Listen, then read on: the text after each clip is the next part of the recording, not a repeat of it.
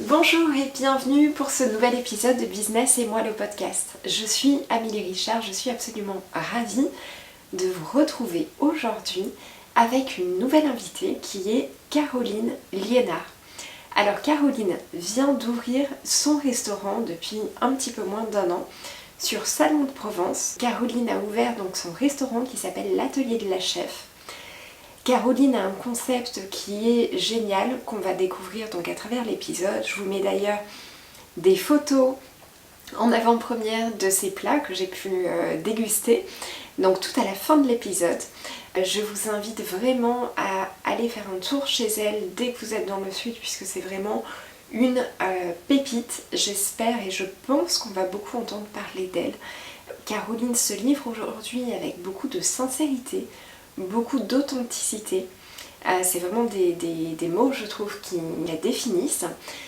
On va voir de quelle manière elle a réussi à se lancer dans son aventure entrepreneuriale, de quelle manière elle souhaitait vraiment retrouver ses valeurs dans le milieu professionnel.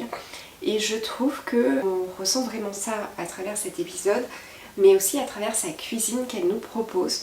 On voyage vraiment à travers sa proposition. Ça s'en ressent énormément, ça s'en ressent également dans l'équipe qu'elle a créée. Une pépite, je vous recommande fortement. Donnez-moi vos avis en commentaire, j'ai hâte de les lire. Et surtout, n'hésitez pas à aller à la rencontre de Caroline. Je vous souhaite une très bonne écoute et je vous laisse en bonne compagnie.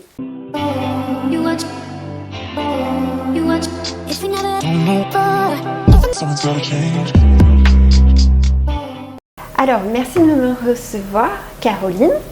Donc, on est ici dans ton restaurant que tu as ouvert donc il n'y a pas très longtemps, C'est finalement. Ça, ouais. Dans un premier temps, je te laisse te présenter. Ok, très bien. Ouais. Je m'appelle Caroline, donc je suis dans la cuisine depuis maintenant 15 ans. J'ai commencé toute jeune en apprentissage et j'ai un peu baladé un peu partout. Et donc, au bout d'un moment, j'en avais juste marre et je voulais ouvrir mon restaurant. C'est mon objectif et je l'ai atteint. Voilà. Alors, pourquoi j'ai voulu te rencontrer aujourd'hui ? J'ai voulu te rencontrer aujourd'hui parce que j'aime la cuisine. C'est quelque chose qui me passionne. Et j'ai un petit jeu, c'est de dénicher les futurs restaurants montants, étoilés, reconnus par le Michelin, etc. Et voilà, ton restaurant, enfin ta cuisine, m'a vraiment tapé dans l'œil. J'ai beaucoup aimé. Tu as un parti pris et on va découvrir ça un petit peu au fur et à mesure.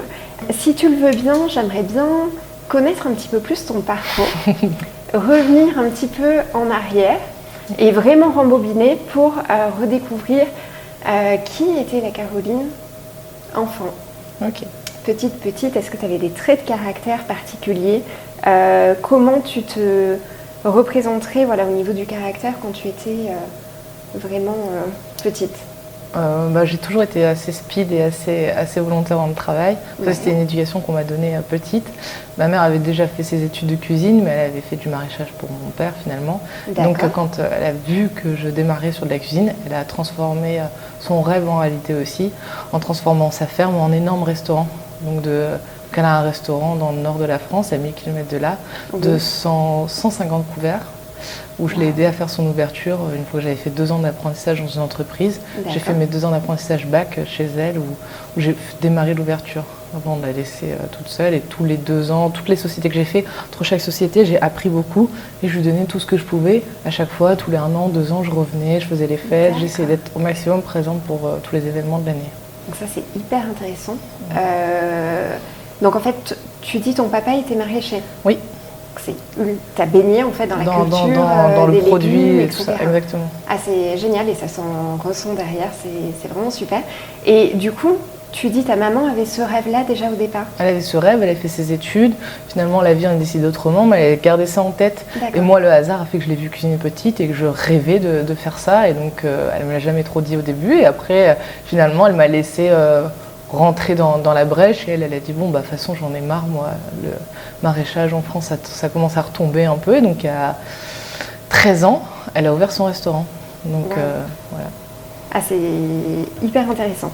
Et donc toi, cette idée de cuisine, ça t'est venu à quel moment ?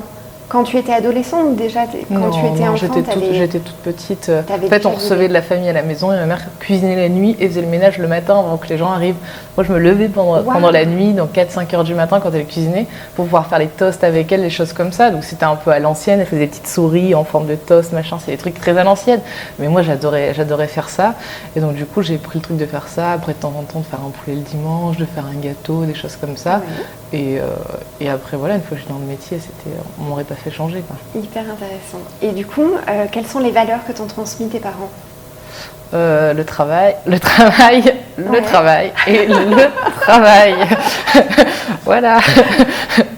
La vie d'agriculture, en plus, c'est très compliqué, c'est très prenant. Intense, ouais. Donc j'imagine, ça devait être... toujours très intense, donc beaucoup de travail, voilà. D'accord. Donc dans ton cheminement, derrière, tu as choisi directement de partir sur des études... Sur des études en apprentissage, parce que même si j'étais bonne à l'école, je voulais être sur le terrain, je ne voulais pas rester sur les bancs de l'école, ça ne m'intéressait pas. Donc j'ai fait l'apprentissage dans un petit restaurant à côté de chez moi. Après j'ai démarré du coup le restaurant à ma mère. Après j'ai eu le permis, donc j'ai foncé à Lille pour commencer à un niveau un peu plus travaillé, gastronomique, ce qui m'intéressait. Parce que la cuisine de ma mère, j'aime beaucoup, mais c'est pas ça que je voulais découvrir, c'est pas ça que je voulais apprendre. Donc du coup, j'ai commencé à m'intéresser à la gastronomie. D'accord, ok. Je voudrais revenir sur une expérience que tu as eue plus jeune. Tu as participé au WorldSkills. Du coup, j'ai trouvé ton parcours en fait ultra intéressant. Donc les WorldSkills, en fait, c'est quoi ? C'est une compétition qui n'est pas très connue. C'est un style d'Olympiade où chaque pays envoie un petit peu ses meilleurs représentants pour des pays. Donc il y a plein de métiers différents. C'est un peu comme les Jeux Olympiques, chacun sa spécialité. Ils ont pris à chaque fois le meilleur d'une région, puis le meilleur de France, il en restait qu'à chaque fois qu'un. Et c'est un peu les Jeux Olympiques, mais là ça va commencer à se faire connaître parce que en 2023, Lyon accueille la compétition et là ça va commencer à vraiment faire du bruit et c'est ce qu'il faut. Parce que l'apprentissage et des gens manuels, c'est ce qui manque terriblement sur le terrain. Et donc du coup, j'espère que ça va faire une explosion là-dessus parce qu'il faut de la visibilité, parce que les jeunes, on nous laisse un stage à découvrir 3-4 jours dans un coin et ça suffit pas. Et ce genre d'événement, ça redynamise et ça nous fait découvrir d'autres choses parce qu'il n'y a pas que les métiers de nos parents et de nos familles, il y a d'autres métiers à découvrir. Exactement. Et là, ça permet d'en découvrir une 50aine sur un salon, quoi. C'est quand même énorme. Donc, Alors, comment t'es venue l'idée d'y participer ?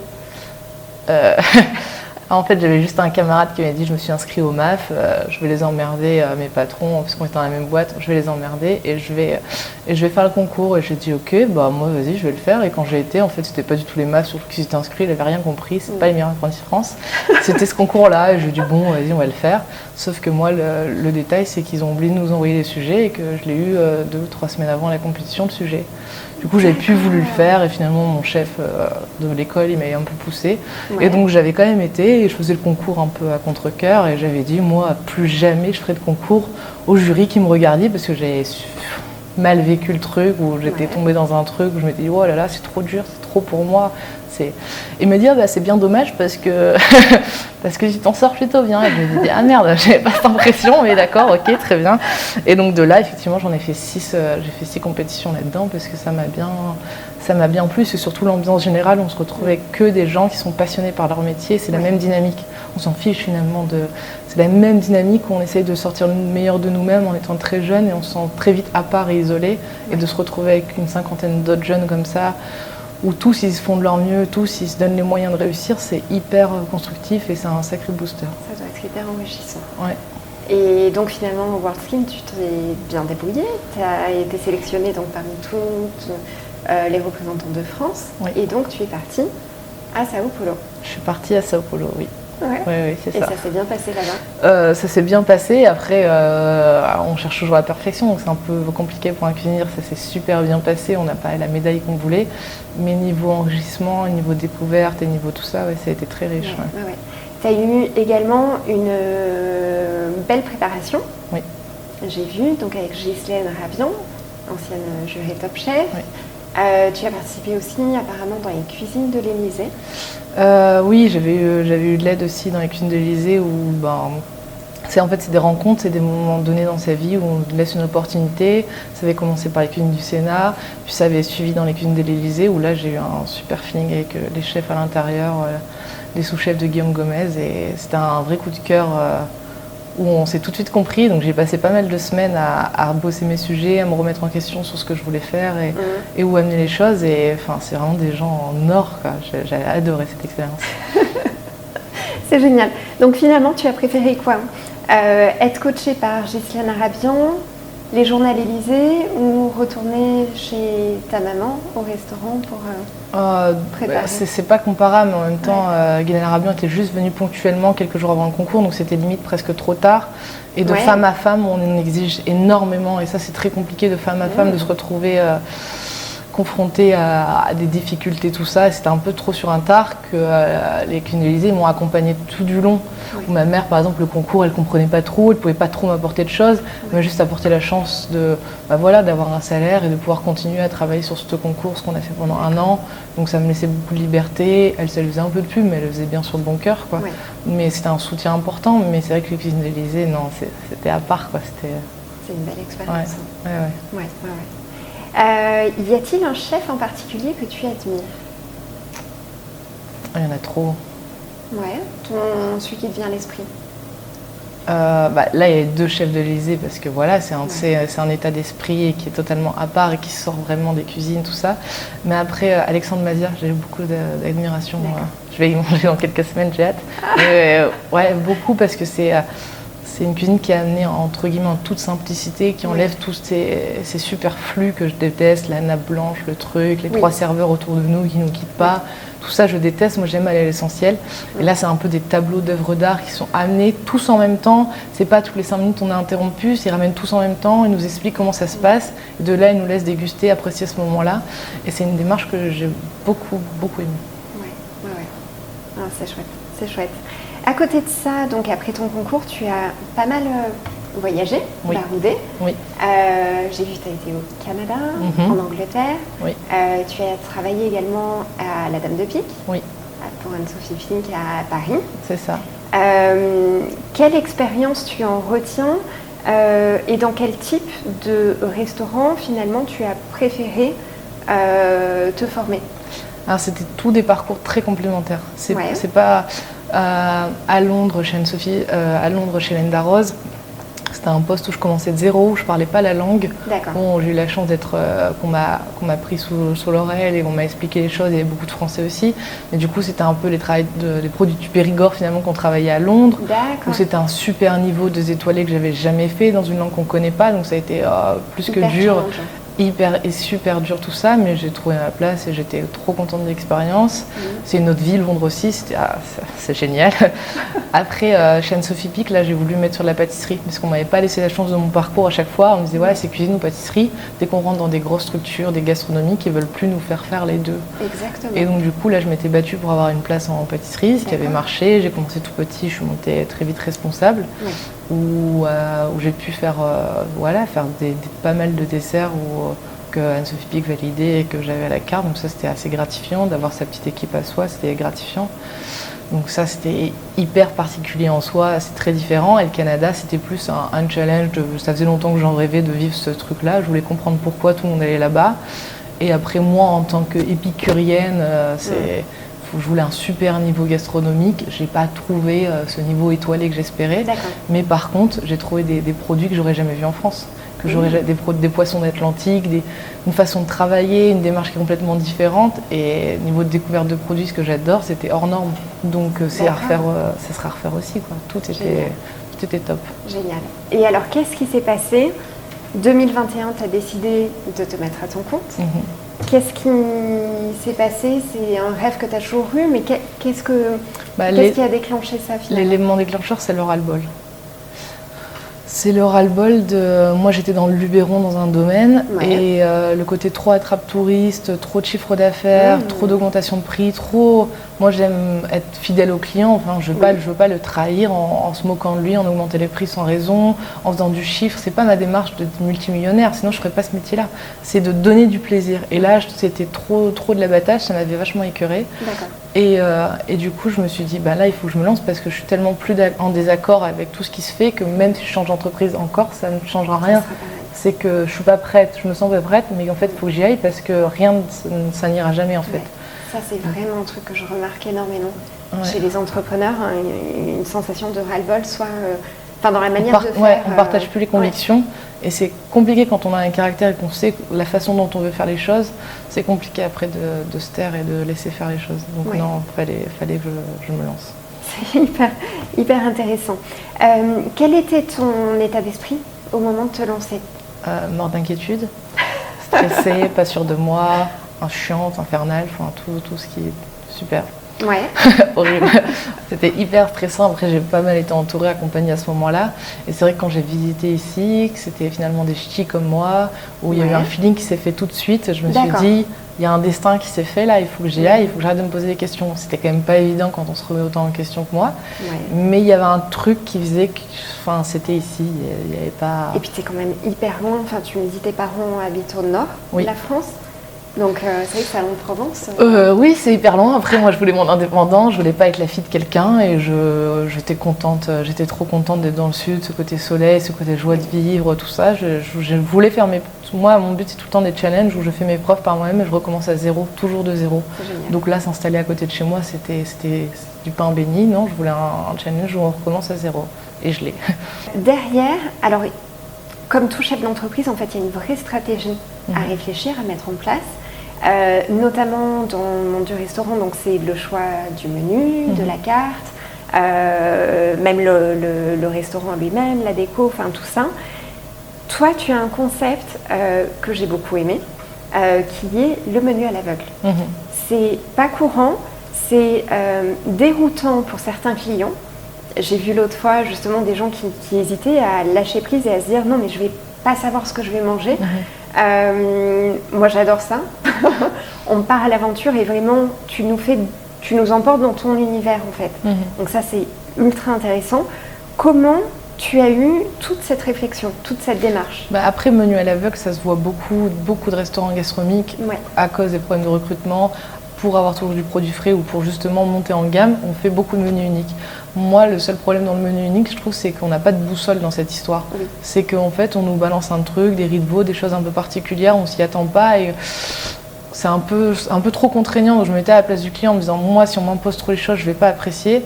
Mais en même temps, en tant qu'expérience client, quand on nous met un plat qu'on n'aurait pas pris à la carte de soi-même, c'est souvent là où on est plus impressionné.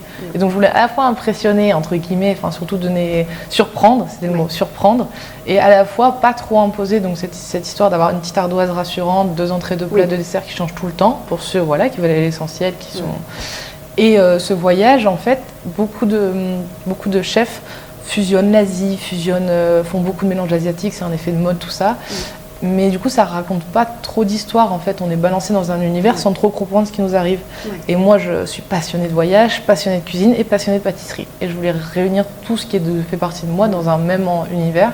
Et donc, pendant le confinement, je me suis rendu compte que les voyages me manquaient, mais c'est surtout la nourriture qui me manquait des voyages. Et en parlant avec les gens autour de moi, c'était toujours ce qui ressortait, c'était la nourriture.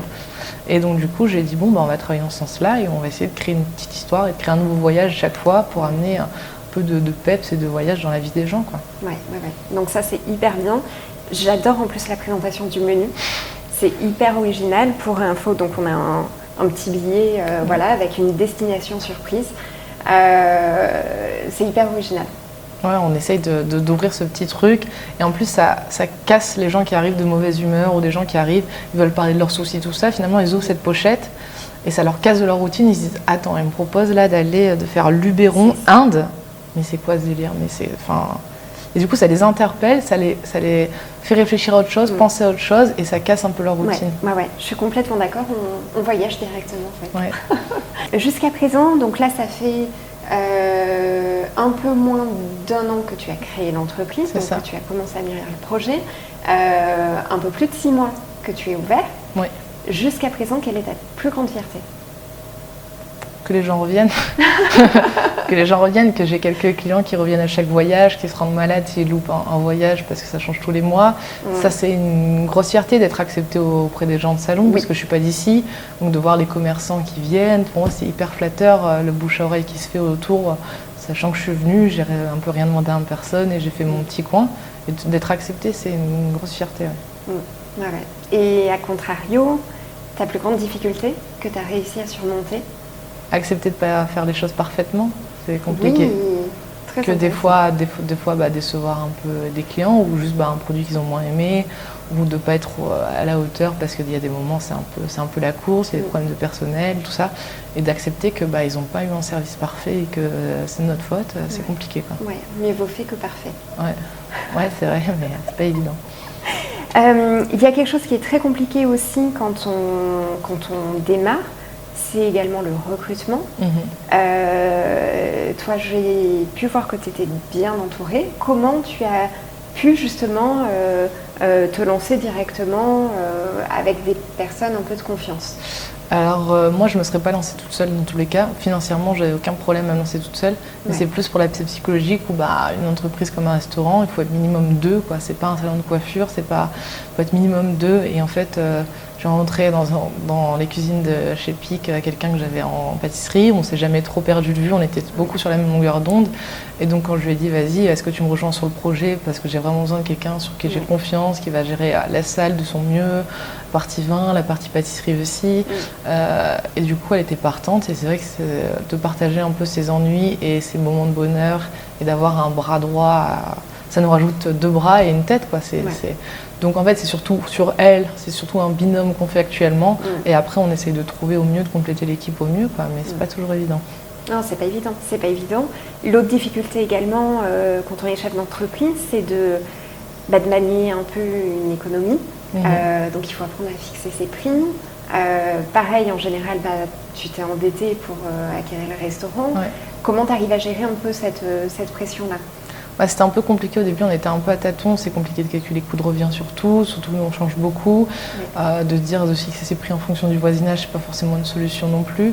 Donc on a été un peu à tâtons, là j'espère rester sur un super rapport qualité-prix, enfin c'est vraiment mon objectif, de pas escroquer le client, après il faut aussi que je puisse boucler les fins de mois, pour l'instant ça se passe bien, après j'attends de voir l'hiver avec impatience, parce que nous on passe sur un endroit où on accueille 60 à 80 couverts en été, et l'hiver 30 personnes, donc c'est plus du tout la même ambiance. Donc j'espère pouvoir amener quelque chose de différent sur les services d'hiver. Ouais. Quand on est cuisinier, encore plus que dans une autre activité, l'inspiration est ultra importante. Comment tu arrives, en plus tu as des menus qui changent chaque mois, comment tu arrives à prendre du recul et à trouver l'inspiration? Qu'est-ce que c'est tes bonnes astuces? Chercher les produits de saison, chercher ce qu'il y a à travailler, parce qu'il y a des produits qu'on aura toute l'année, il y a des produits où ça va durer 1 mois et il faut les choper parce qu'après il sera trop tard. Donc je chope ces produits-là qu'il faut absolument attraper sur le mois que je vais faire le menu. De là, j'essaie de créer une cohésion, d'où ils viennent, qu'est-ce qu'on peut amener comme histoire autour de ça, qu'est-ce qu'on peut broder. Et après, ça passe par des souvenirs, un bon moment où j'ai mangé un bon plat, même il y a très longtemps, que ça m'a marqué, les émotions que j'ai ressenties et comment je peux le retransformer pour le ramener à ma sauce auprès du client. Parce que c'est pas le but de faire Luberon, un plat typique du Luberon, et de faire le plat typique indien et de leur servir de la même façon, ça n'a aucun sens. C'est de fusionner l'ensemble et de créer un peu un moment, quoi. Mais oui, c'est des souvenirs, du travail, des recherches et de la saisonnalité. Ouais. Et de quelle manière tu arrives, alors c'est éclaté sur ta première année d'exercice, c'est très lourd. Est-ce que tu arrives à prendre du moment pour toi, pour décompresser? Est-ce que tu arrives à trouver ton équilibre? C'est un peu compliqué là. Après, on sort d'une saison, on a voulu ouvrir beaucoup et se faire connaître, tout ça. Donc là, on sait que cet hiver, on va pouvoir un peu plus lâcher prise. Exactement. Donc on a hâte de pouvoir un peu se reposer. Mais non, là, pour l'instant, c'était un peu compliqué l'équilibre. Après, c'est mon équilibre de cuisiner à longueur de journée. Mais c'est vrai que pour le repos, c'est pas trop ça pour l'instant. Est-ce que tu trouves que quelque chose en toi a changé depuis que tu as ouvert ton propre restaurant? Oui. Je sais pas, je vois qu'il y a des choses qui ont changé, mais je ne saurais pas expliquer vraiment le matérialiser, quoi. Est-ce que tu as pris peut-être plus confiance en toi sur le fait de confiance en moi, non, parce que si vous êtes en face de moi et que vous fassiez une drôle de tête en mangeant tout ça, je vais pas être à l'aise, je vais être même mort de trouille, un regard me terrifie toujours autant. Mais il y a ce côté plus reposé en soi, où on m'impose pas une carte que je n'aime pas faire, on m'impose pas des horaires que je ne veux pas faire, on m'impose pas un management dont je suis pas d'accord. Donc tout ça, moi je fais de mon mieux. Des fois je suis pas à la hauteur non plus avec mon équipe, ou des fois je suis un peu trop tendue, mais en fait je reste moi-même humaine. Et j'essaye d'être plus correcte et compatissante avec toutes mes équipes. Et c'est vrai que on fait de son mieux en fait. On fait tout simplement de son mieux, mais de plus subir par quelqu'un d'autre tout ça, c'est quand même plus agréable quand c'est soi-même. Complètement, complètement. Si tu devais rembobiner un petit peu, il y a un an en arrière, qu'est-ce que tu te chuchoterais à l'oreille comme conseil? T'inquiète pas, ça va bien se passer. Voilà, ça me paraît bien. Ça, c'est... Ouais, je l'entends beaucoup, celle-là. Oui. Comment est-ce que tu arrives à adapter la stratégie de ton entreprise à tes valeurs et à qui tu es? Comment j'arrive à adapter ma stratégie à mes valeurs et à qui je suis? Justement dans le management. Tu as des convictions, des valeurs par rapport à tes expériences passées. Toutes les entreprises ont imposé de faire des heures de dingue. On ne s'adaptait pas forcément quand on avait un mariage, une communion. On n'osait même pas demander puisque c'était intolérable de donner un instant, une soirée, un week-end. Moi, j'essaie de me mettre à la place de mon équipe. Quand c'est possible, je fais tout pour que ça devienne possible. Voilà, ils ont besoin d'un moment, d'un truc. J'essaye. Après, c'est pas toujours non plus magique. Mais ça, j'essaie de me mettre vachement à leur place. Je leur impose pas de faire des heures de dingue. Et bien sûr, il y a des moments, ça varie un peu. Ils en font un peu plus. Mais c'est pas mon but de le soir. Si on est trop, il y en a un qui s'en va en fait. C'est pas le but de dire ah bah non, tes heures, tu dois les faire. Non, en fait, si tu sais, c'est pas la peine de te garder pour rien. Alors que dans les entreprises, souvent en restauration, on a tendance à faire des heures et des heures sans forcément de reconnaissance. Et quand on demande quelque chose, on nous brille au nez, quoi. Donc ça, j'essaye de me mettre à leur place et me dire c'est mon entreprise. C'est pas eux qui ont choisi cette vie-là, donc bien sûr qu'ils n'ont pas à travailler autant que moi, voire plus, quoi. Ouais, exactement. Et qu'est-ce qui t'épanouit le plus aujourd'hui? Surprendre le client. Surprendre, donner du plaisir aux clients, les voir se révéler, sourire, les voir changer d'humeur devant mes yeux. C'est d'où la vitrine d'atelier, d'assister à tout ça. C'est génial. C'est hyper agréable. La configuration que tu as choisie est vraiment... ça, c'est vraiment hyper gratifiant de les voir heureux. Hein. Enfin, c'est donner du plaisir, c'est important. Alors, si on regarde un petit peu après, quels seraient tes prochains objectifs si tu n'avais pas de barrière? Si je n'avais pas de barrière, c'est-à-dire de frein psychologique ou pas de limite. J'aimerais bien monter un peu en gamme, amener un voyage entrée plat dessert, c'est un peu court pour faire un voyage gastronomique. D'accord. J'aimerais bien avoir une plus grande salle de restaurant pour régaler un peu plus de monde, parce que c'est extrêmement frustrant de dire ah bah non, ce sera pas possible. Mais d'avoir un endroit complètement à moi. Avec une prairie à côté, avec de la place, de l'espace, de la nature, ça me plairait bien. Mais dans très longtemps, mais ouais. Un endroit plus dans le vert. Ouais, c'est intéressant. Différent de la ville. Ouais, mais j'ai choisi la ville, j'en suis très contente. Il faut se faire une réputation. Mon menu était adaptable d'abord en ville, mais une fois que j'espère réussi à me faire connaître, j'espère bien les amener à la campagne. Ouais. Exactement. Ouais. Est-ce que tu as des astuces à partager pour les personnes qui sont justement en train de se lancer? Ne pas acheter une société qui est en train de crouler, parce que sinon au niveau banque ça va être très compliqué. Parce que la partie banque est quand même très, très particulière à se faire accepter. Donc une société qui tourne bien, même si oui il y a le prix qui va avec, au moins on a les crédits qui va aussi avec, d'être patient. Parce que c'est tellement long et contraignant, et surtout de connaître dans le métier où on s'en va. Il ne faut pas ouvrir une entreprise si on découvre le métier, si on est en plein, si ça fait 1 an qu'on connaît le métier, qu'on vient de changer de... Non, il faut connaître son métier, l'avoir pratiqué des années avant d'ouvrir sa boîte. Parce que là, on ne demandera pas seulement de faire son métier, mais d'être chef d'entreprise, de gérer, et ça, c'est... Si on ouvre une boîte en se disant c'est pas grave, je vais embaucher un boulanger, je vais embaucher... Non, enfin, faut que vous connaissiez le métier. C'est pas besoin de dépendre à 100% de son personnel, on le connaît même pas, donc... Ah, complètement. Pour terminer, ta Madeleine de Proust? Ah non, j'en ai pas. Ton péché mignon? Ah non, j'en ai pas. C'est vrai? Ah ouais, non, j'en ai pas, il y en a trop de trucs... Ouais, non, ça veut dire renoncer à plein d'autres choses, c'est pas possible, c'est impossible.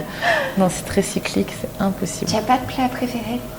Ah non, c'est impossible pour moi de choisir entre l'un. Ah non, c'est vraiment très cyclique selon la saison, selon le... Non. Ah non, là, je ne renoncerai pas au reste. C'est pas possible. Et donc, on peut te retrouver donc à Salon de Provence, oui. Au restaurant, donc l'Atelier de la Chef, Place de la Fontaine. Place de la Révolution. Place de la Révolution, pardon. Il y a trop de Fontaine en Provence. C'est ça. Et sur les réseaux sociaux, tu as un Instagram également. Oui. Instagram, Facebook, site internet. Voilà, où on peut réserver directement et surtout, venez parce que c'est un vrai régal. Merci. Pour les papilles et une belle aventure parce qu'effectivement, ce n'est pas que des plats, c'est aussi un petit voyage. Oui. Merci. Merci beaucoup, Caroline.